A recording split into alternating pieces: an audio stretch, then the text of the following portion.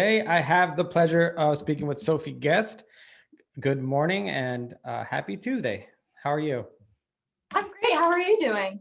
Very, very good. We are here to talk about the new horror series from Amazon, Them. Instead of me talking about it, do you want to go ahead and tell us a little bit about it? Sure. Them is an anthology series set in the 1950s. It follows the Emerys, which is who are an African American family as they migrate from the South to East Compton, and basically all the terrors they faced on a daily basis. Well, it's a real interesting a horror genre that's really developing. We saw it before with HBO's Lovecraft Country, where we have title African American um, actors and actresses who are facing supernatural horrors, but a lot of times it seems to be not the primary source of their of what is scaring them, what they're having to go through. Life itself is a scary enough for them, especially in the 50s. Do you want to talk a little bit about that aspect of the show? Yeah, sure. So when I first started, like when I got the role in the first place, I wasn't aware of a lot of stuff that went on in the 50s. Of course, like I knew segregation and stuff like that, like the basic stuff. But after doing more research, I learned a lot more about like racial covenants, racial inequality in housing, and like redlining and things like that. And it really opened my eyes to a lot of that stuff and how that was like not even 100 years ago, and how that happened even way before then, and now it's still happening, and it Mhm. was really just an eye-opening experience for me. What do you think about the aspect that it takes place in Compton, California? And a place that a lot of these shows you see them Alabama, Mississippi, in the South, right? Because that's where predominantly that type of culture and mentality persevered for so many years. Not as much, but of course we see it in northern states, western states. What was your reaction to seeing that it was going to be taking place in Compton, California? I mean, I feel like now, like I feel like whenever you hear Compton, you're like Compton. Like I don't know, that's whenever I heard that it was being set in Compton, that was like I was like, oh, Compton, which is like I guess that's like a not I don't know, it's just like it's a different perspective to have. And I think it's a really cool thing to see that it's being set in a different place, because you get a different perspective, like from the Emerys, that you wouldn't have gotten if it was set in the South. Absolutely. I think it's really important to know that this not only happened in the South, but all over the states, including our home. Well, I'm from California. I'm not sure. Where are you from? I'm from Pittsburgh. Pittsburgh. Okay. Steelers fan? Yes, very Uh, much. More pink. I like the Pens more, but still Steelers. Yes, right for on, sure. right on. So my point being that it didn't matter where it was in the country. It was happening, and there was communities that didn't want you there. And would you say that it's the same thing nowadays, but it's lesser, and it's something that unfortunately we're still trying to fight? Yes, I completely agree with that statement. I mean, I think that I am very fortunate to be growing up in the generation that I am in, because I think my generation is kind of like a catalyst for change. I mean, there are so many activists, and my peers inspire me so much because they are trying to make that change in the world. With races like BLM and Stop Asian Hate. And like, it's just so cool for me to see that this show might make more of that change happen. Yeah, it definitely opens up the minds of people, starts discussions.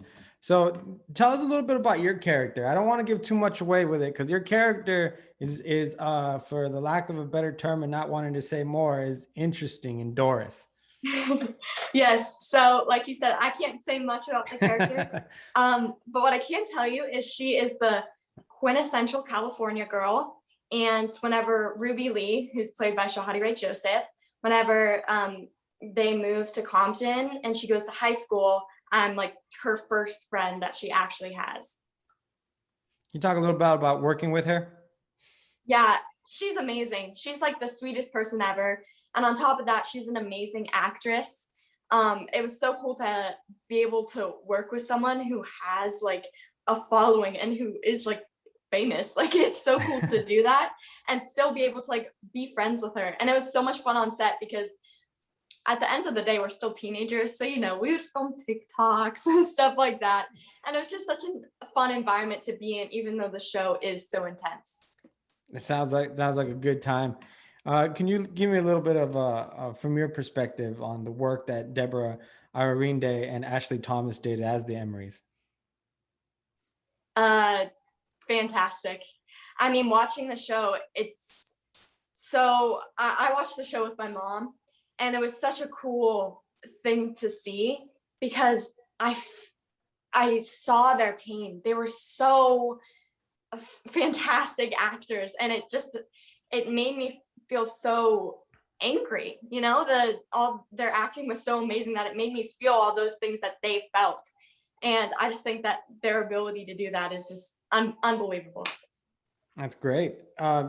You've been growing up, in acting as actors. You've had roles in such films as Jack Reacher, The Fault in Our Stars, Draft Day, and now them in a horror anthology series. As you're saying, what would you say you picked up along the way after this season? That's a good question. I definitely think, like I was saying, just that, learning experience that I had of learning those different terms and what actually happened and is still happening, racially, that was a big learning experience for me. But it was also really cool because I got to do some cool special effects things, and I hadn't been able to do that before. So that was a lot of fun for me to try something new. It's really cool. I got to go to this one like I guess it was like a warehouse type thing, and it was where they created all the like special effects for The Walking Dead. Ooh. And I got to do a head cast, so they put like plaster on me. It was I got kind of claustrophobic, but it was such a cool experience to have.